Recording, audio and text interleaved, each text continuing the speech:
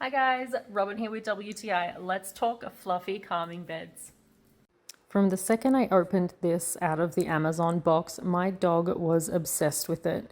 He loves this little bed. As you can see, he fits quite perfectly in there. He is a little mini dachshund. He is about 10 pounds.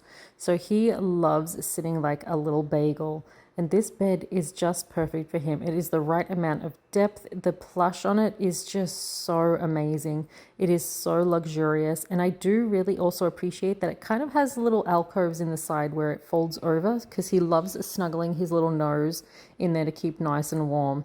And it is just a stunning color as well.